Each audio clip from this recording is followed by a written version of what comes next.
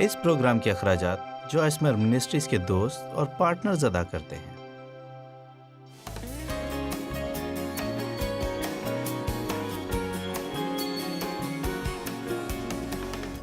خداوند آج کے لیے تیرا شکر ہو، ہم اس کی بہت تعظیم کرتے ہیں اور یہ دعا کرتے ہیں کہ آج تو ہماری مدد کرے گا کہ ہم تجھ سے پیغام کو حاصل کر سکیں یسوع کے نام میں۔ کیا آپ کا اٹھے اور چل دیے، اٹھے اور کھو دیا بن گیا؟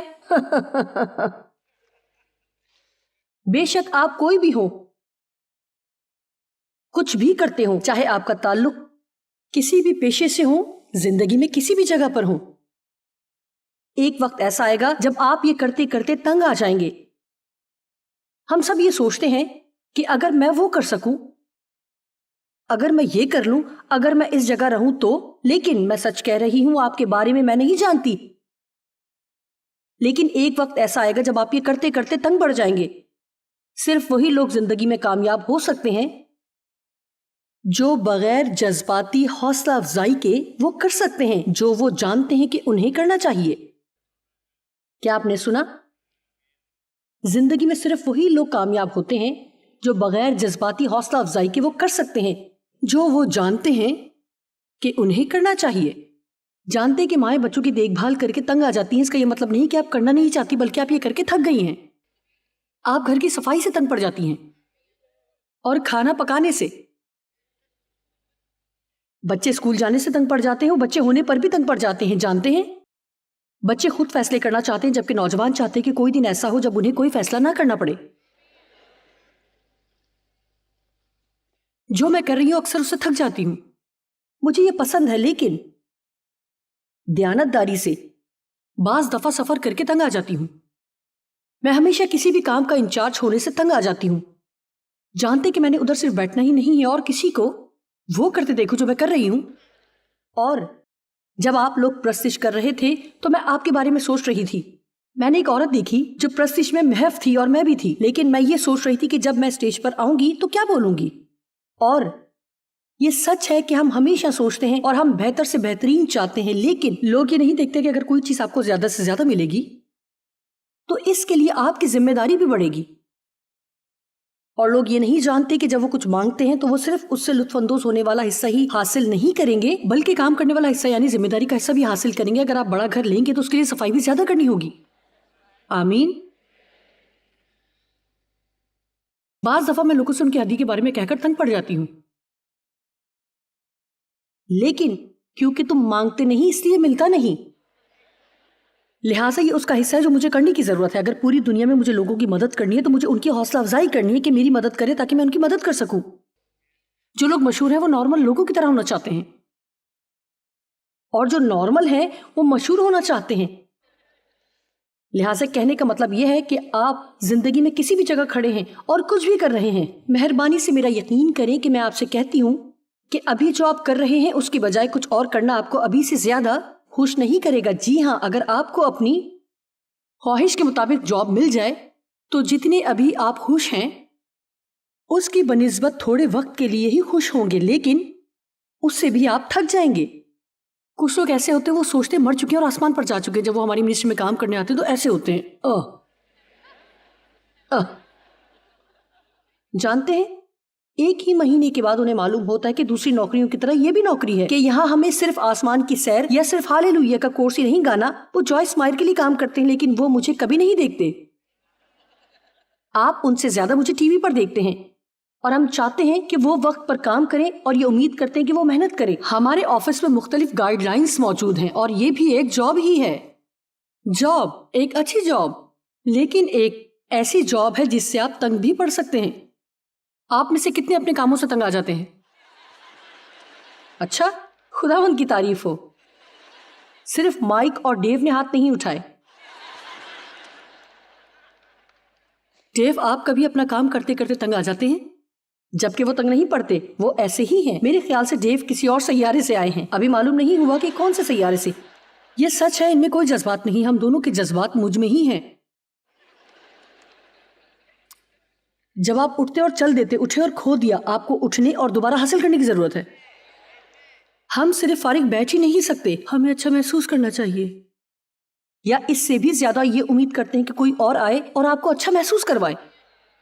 خدا نے ہمیں آزاد مرضی دی ہے. ہمیں راستے میں آنے والے ہر احساس اور ہر عجیب جذبے کا شکار نہیں ہونا چاہیے، وہ کیسا بھی ہو. ہم اس بارے میں فیصلے کر سکتے ہیں کہ ہم کیسے زندگی گزاریں گے، اور ہم اس کے فضل اور رحم کے ذریعے جس طرح وہ چاہتا ہے کہ ہم رہیں اس طرح رہ سکتے ہیں. میں واضح طور پر کہوں گی کہ خدا کے بغیر ہم کچھ نہیں کرتے، لیکن اس کے ساتھ ساتھ خدا ہمیں کچھ بھی کرنے کو کہتا ہے، کچھ بھی جو وہ کرنے کو کہتا ہے تو وہ کام کرنے کے لیے ہماری مدد کو تیار رہتا ہے. لہٰذا جو میں کر رہی ہوں اس کے لیے اس کا فضل چاہیے، لیکن اس ہی کے دوسری طرف اس کے لیے پہلے سے فضل موجود ہے، کیونکہ اگر خدا مجھے اس لیے تیار نہ کرتا تو مجھے وہ کرنے کو بھی نہ کہتا. خدا نے آپ کو اپنی زندگی میں جو کچھ کرنے کو کہا ہے اس کے لیے اس نے آپ کو تیار کیا ہے. اس لیے یہ کہنا بند کریں کہ میرے لیے مشکلیں میں ہینڈل نہیں کر سکتی، میرے لیے یہ مشکل ہے میں ہینڈل نہیں کر سکتی. میں نے کہا یہ کہنا بند کریں کہ میں یہ نہیں کر سکتی.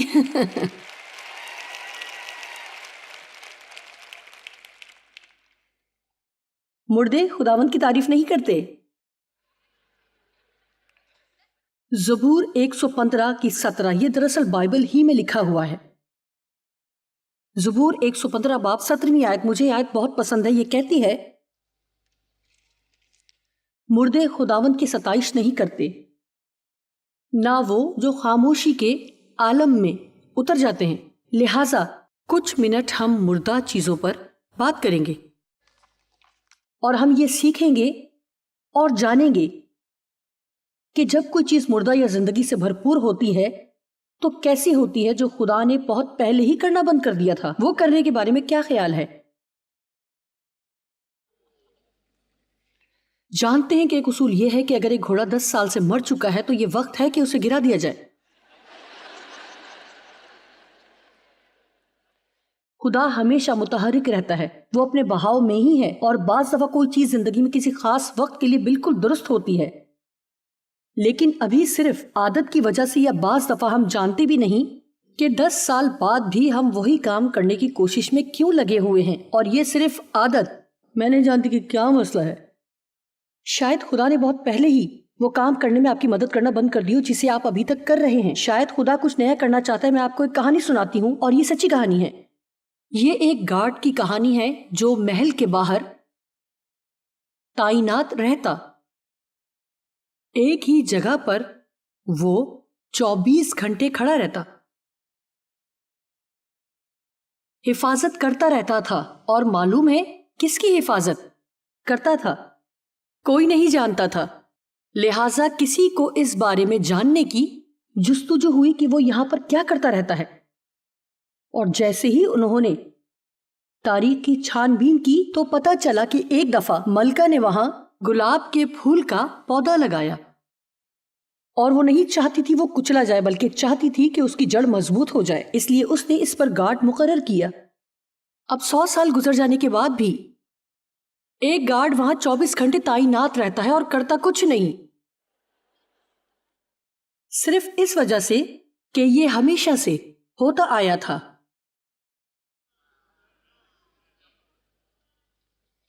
میں نہیں جانتی کہ آپ یہ کتنے عرصے سے کر رہے ہیں. اگر اس میں زندگی نہیں ہے تو آپ کو یہ سیکھنے کی ضرورت ہے کہ کب آپ موت کو چھو رہے ہیں اور کب زندگی کو چھو رہے ہیں.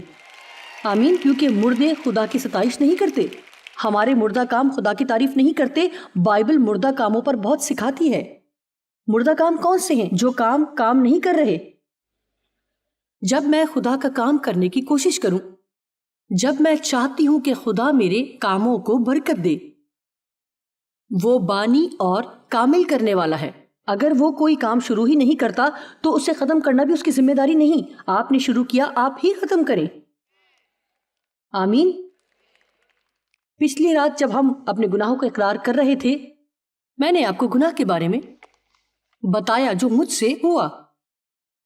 گزشتہ 2 ہفتوں سے یہ ہو رہا تھا، اور اس میں کچھ لوگ بھی شامل تھے، اور مجھے لگ رہا تھا کہ میں مطمئن نہیں ہوں. پھر مجھے معلوم ہوا کہ میں نے خدا سے اس بارے میں بات نہیں کی کہ اپنی سب راہوں میں اس کو پہچان اور وہ تیری رہنمائی کرے گا. بعض دفعہ ایسا ہوتا ہے شاید جو ہم کر رہے ہوں وہ ٹھیک ہو، لیکن جب ہم اسے نظر انداز کرتے ہیں تو اس کی تذلیل ہوتی ہے. سب سے بہترین عقل مندی یہ ہوتی ہے کہ خدا سے رابطہ کیا جائے. کیا یہ وہی ہے جو تو چاہتا ہے کہ میں کروں؟ اب ذہنی دباؤ بھی مردگی کی قسم ہے. میرے خیال سے ہم سب جانتے ہیں کہ جو کوئی بھی اگر آدھے دن کے لیے بھی ذہنی دباؤ کا شکار ہو جاتے ہیں تو جانتے ہیں کہ اس سے زیادہ برا احساس کوئی نہیں ہوتا. آپ کچھ نہیں کرنا چاہتے، سوچیں منفی اور اندھیری ہوتی ہیں.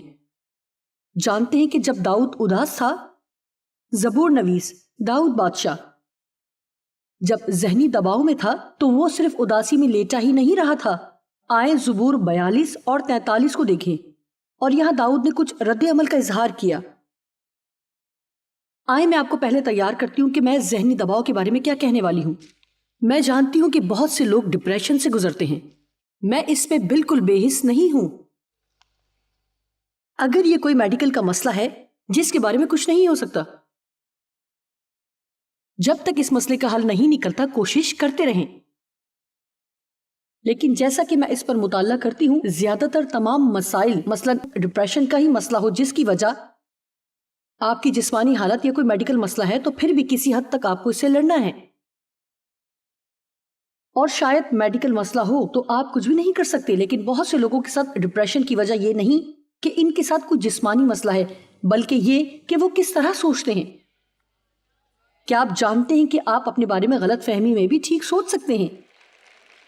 وہ کس طرح بولتے ہیں، زندگی کو کس نظر سے دیکھتے ہیں، شکر گزار نہیں ہیں، کسی چیز پر شکر گزاری نہیں کرتے. لیکن زیادہ تر اپنے ذہن میں غلط مواد کی موجودگی سے ہوتا ہے. اس بارے میں یہاں داؤد بات کرتا ہے. زبور 42 کی 5ویں آیت میں داؤد کا اپنی جان سے بات کرنا مجھے بہت پسند ہے. اے میری جان، تو کیوں گری جاتی ہے؟ تو اندر ہی اندر کیوں بے چین ہے؟ خدا سے امید رکھ، کیونکہ اس کے نجات بخش دیدار کی خاطر میں پھر اس کی ستائش کروں گا. اب اگر آپ اس کا پہلا حصہ پڑھیں، داؤد یاد کرتا ہے کہ اس کی 3 آیت دیکھیں، زبور 42 کی 3. میرے آنسو دن رات میری خوراک ہے، جس حال کہ وہ مجھ سے برابر کہتے ہیں کہ تیرا خدا کہاں ہے. لہٰذا ظاہر تو وہاں بڑے مشکل وقت سے گزر رہا تھا، اور یہاں تک کہ لوگ اسے تانے دے رہے ہیں اور کہہ رہے ہیں کہ تیرا خدا کہاں ہے.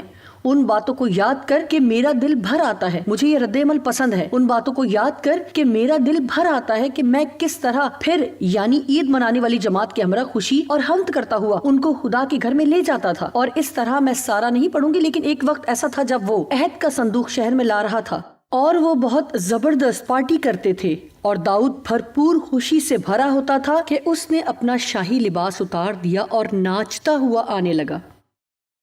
اور اس نے کہا، میں رو رہا ہوں لیکن میں اس بارے میں سوچوں گا. جی ہاں، آپ جس بارے میں سوچنا چاہتے ہیں تو اس بارے میں سوچ سکتے ہیں. آپ کو ہر وقت ان برے واقعات کے بارے میں نہیں سوچنا جو کہ آپ کی زندگی میں ہوئے. آپ کو پورا دن صرف اپنی مشکلات کے بارے میں ہی نہیں سوچنا چاہیے. آپ اپنی زندگی کے اچھے لمحات کے بارے میں بھی سوچ سکتے ہیں. اور اس طرح میں بھی جانتے ہیں کہ جب کبھی میں صبح کے وقت تھوڑی اداس ہوتی ہوں، اور یہ زیادہ تر تب ہوتا ہے جب آپ بتا سکتے ہیں کہ چیزیں غلط راستے پر جا رہی ہیں. جب میں صبح کے وقت تھوڑی اداس ہوتی ہوں تو بہت سی باتیں جو میں آج آپ کے ساتھ شیئر کروں گی، لیکن ایک بات یہ ہے کہ میں نے معلوم کیا اور جس سے مجھے مدد ملی کہ کسی مقصد پر میں شکر گزار رہوں. اس سال یہ میرا مشن ہے، اس لیے کہ آپ یہ بات مجھ سے بار بار سنیں گے، لیکن اس طرح ہم اسے حاصل کریں گے. میں چاہتی ہوں کہ لوگ یہ سمجھیں کہ وہ بے مقصد نہیں ہو سکتے. اور ایک بے مقصد شخص چاہتا ہے کہ کچھ اچھا واقع ہو، اور وہ صرف بیٹھے رہیں گے اور انتظار کرتے رہیں گے کہ یہ ہوگا کہ نہیں. لیکن ہمیں با مقصد لوگ بننا ہے. ہمیں وہ لوگ بننا ہے جو مقصد کے لیے زندہ رہیں. اور اسی لیے ہم فیصلہ کرتے ہیں کہ ہم کیا کریں گے. ہم اٹھتے اور کرتے ہیں. ہم اس چیز کا انتظار نہیں کرتے کہ ہم ایسا محسوس کریں یا یہ سوچیں کہ ایک اچھا خیال آئے، یا اگر کافی زیادہ لوگ جب ہمارے لیے تالیاں بجائیں اور خوش ہوں. کیونکہ میرے اٹھنے اور چل دینے اور اٹھے اور کھو دینے کا یہ مطلب نہیں کہ مجھے اس کے ساتھ لیٹ ہی جانا ہے. میرے پاس میرے احساس سے بڑی طاقت ہے. میں یہ کہہ سکتی ہوں، میں صوفے سے اٹھوں گی اور میں اپنی زندگی میں کچھ کروں گی. اور جانتے ہیں کہ سرگرمی کا ایک قانون ہے جو میں نے ابھی سنا ہے، اور یہ سادہ ہے لیکن مجھے یہ پسند ہے. جتنا زیادہ آپ کریں گے اتنا کرنے کے قابل ہوں گے، اور جتنا کم کریں گے اتنا کم کرنے کے قابل ہوں گے. اور اگر آپ جلدی بوڑھے ہونا چاہتے ہیں اور 65 سال میں ریٹائر ہونا چاہتے ہیں تو ایک کرسی میں بیٹھ جائیں اور دیکھیں. لوگ مجھ سے پوچھتے ہیں کہ ریٹائرمنٹ کے بارے میں کیا خیال ہے. نہیں، میں ریٹائرمنٹ کے بارے میں نہیں، ریفائرمنٹ کے بارے میں سوچ رہی ہوں.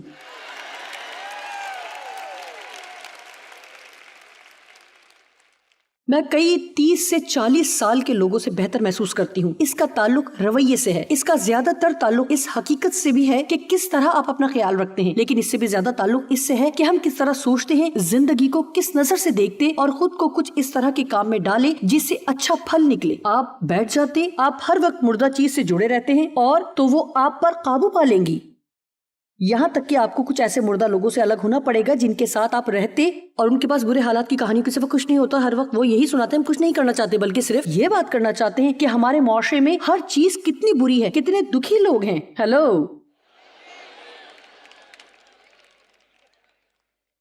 کیسا محسوس ہوتا ہے؟ مردے خداوند کی ستائش نہیں کرتے، آمین. اور نہ ہی مردہ رویے، بالکل نہیں. زبور 42 11ویں آیت. اے میری جان تو کیوں گری جاتی ہے، تو اندر ہی اندر کیوں بے چین ہے. اب یہ بات سیکھیں، خدا سے امید رکھ. میں تھوڑی دیر بعد آپ کو امید کے بارے میں بتاؤں گی، اور یہ دیکھیں کہ توقع رکھتے ہوئے انتظار کر. مجھے یہ بہت پسند ہے.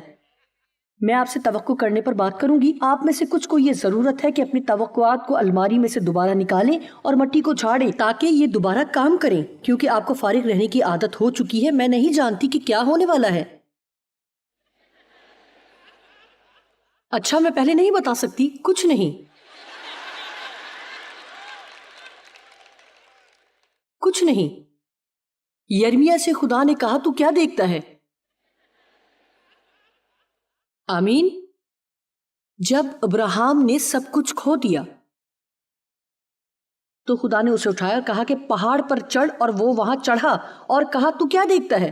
اس لیے میں اس بارے میں بات نہیں کرنا چاہتی کہ کیا کھو دیا. ایسا نہیں کہ میں پرواہ نہیں کرتی، لیکن ایسا بھی نہیں کہ میں اس میں رہوں. جو میں نے کھو دیا اس پر سوچنا نہیں چاہتی. میں اس حقیقت کو نہیں سوچنا چاہتی کہ میرا بچپن چھن گیا اور میرے والدین نے مجھ سے زیادتی کی. آپ جانتے ہیں کہ کوئی اس طرح سے چھوڑا نہ گیا، لیکن صرف میں اس بارے میں، میرے پاس کوئی اچھی یادیں نہیں، لیکن معلوم ہے میں کس بارے میں بات کروں گی. جو میرے پاس ہے میں وہ سوچوں گی جو میرے پاس ہے، اور وہ تمام اچھے کام اور عجیب کام جو خدا نے میرے لیے کیے ہیں. آمین.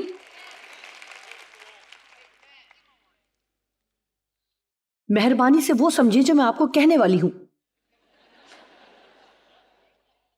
آپ میں سے کچھ لوگ وہی پرانا گیت گاتے رہتے ہیں کافی عرصے تک، جس کو سن سن کر لوگ تھک گئے ہیں. آپ کے خیال سے بائبل کے مطابق خداوند کے حضور نیا گیت گانے کا کیا مطلب ہے؟ یہ صرف ایسا نہیں کہ ہم کہیں اوہ خداوند میں تجھ سے پیار کرتا ہوں. اس کا مطلب ہے کہ اپنے منہ سے پرانی باتیں اور پرانی چیزوں کے علاوہ بھی کچھ نکالیں. میرے بارے میں کیا خیال ہے؟ زندگی میں بہت کچھ برا ہوا. جانتے ہیں کہ میرا آغاز اچھا نہ تھا. میرے والدین مجھے پیار نہیں کرتے تھے. میرے والدین بھی مجھے پیار نہیں کرتے تھے. معلوم نہیں وہ کیسے تھے، الجھے ہوئے، ناکارہ تھے. میں زندہ رہی، ابھی بھی یہاں ہوں. میں نے 4 قابل بچوں کی تربیت کی. میں پوری دنیا میں لوگوں کی مدد کر رہی ہوں.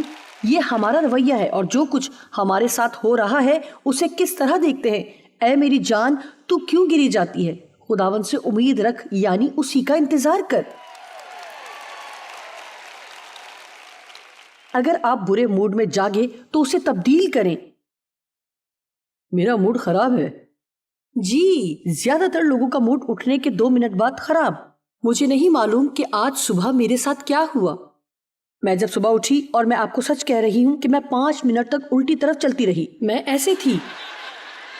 اور میرا مطلب، میں نے ڈیو کو بھی بتایا، میں نے کہا کہ میں اس طرح سیدھی لائن میں چلتی رہی. مجھے پتا چلا کہ میں اس طرف چل رہی ہوں. میں نے اس بارے میں ضرور سوچا، لیکن میں نے بیڈ پر لیٹ کر یہ نہیں کہا کہ اوہ میرے خدایا مجھے بائیں طرف جانے کی کوئی خطرناک بیماری لگ گئی ہے. کیا ہوگا؟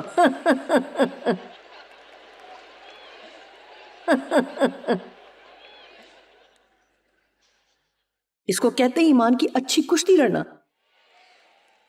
بعض دفعہ آپ کو اپنے آپ کے لیے بھی لڑنا پڑتا ہے. آپ کے موڈ کا تعلق آپ سے ہے اور اسے ابلیس کے حوالے نہ کرے. اور پھر اسی طرح زبور 43 وہی بات کرتا ہے، میں اسے نہیں پڑھوں گی. اے میری جان تو کیوں گری جاتی ہے، خداوند سے امید رکھ. اب دلچسپ بات یہ ہے کہ بعض دفعہ آپ کو اپنے آپ سے ایک بات کافی دفعہ کہنی پڑتی ہے.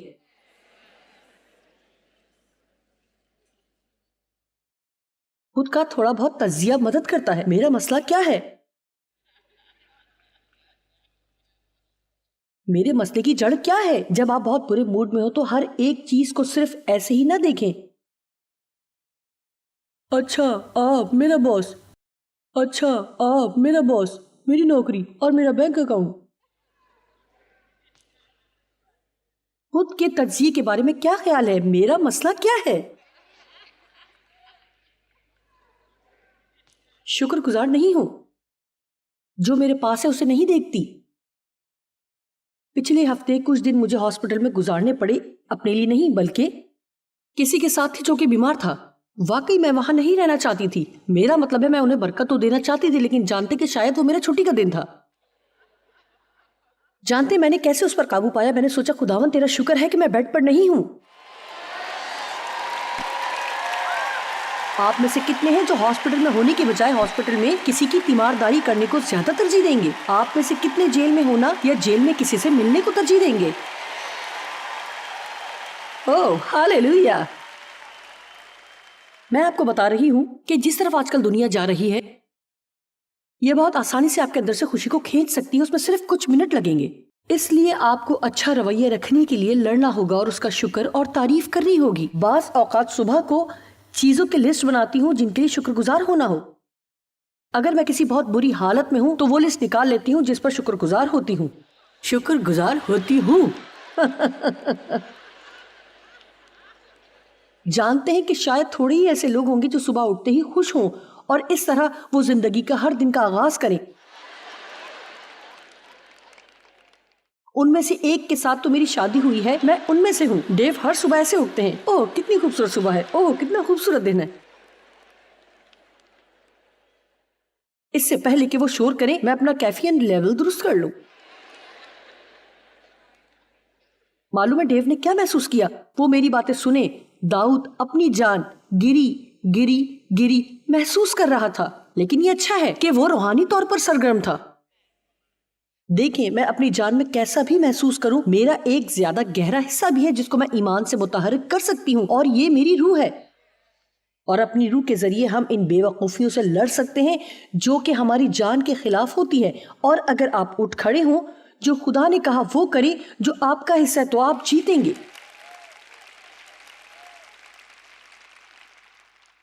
آپ کو ایک لڑنے والا بننا ہے. ترک کر دینا بہت آسان ہے. ترک کرنے کے لیے آپ کو روح القدس کے مسا کی ضرورت نہیں. کیا آپ کا جوش و خروش اور ولولہ ختم ہو چکا ہے؟ ایک طریقہ ہے جس سے آپ یہ دوبارہ بڑھا سکتے ہیں کہ شکر گزار ہونے کے لیے ہر وقت محتاط رہیں. آئیں جو کچھ بھی کریں اس کے لیے کریں اور پورے دل سے اپنی زندگی میں بڑے کاموں کے ہونے کی توقع کریں.